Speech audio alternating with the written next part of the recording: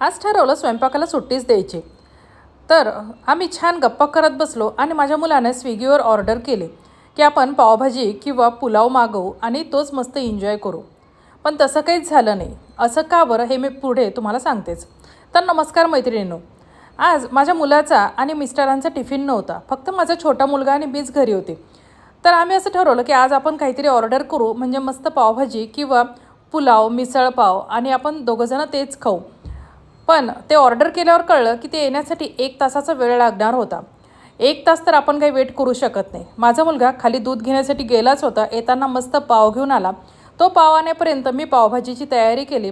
पावभाजीसाठी मी कुकरमध्ये सगळं साहित्य टाकून दिलं, म्हणजे अगदी कांदा टोमॅटोसुद्धा. तुम्ही अशी एकदा नक्की ट्राय करून बघा. खूप छान होते आणि झटपट तयार होते.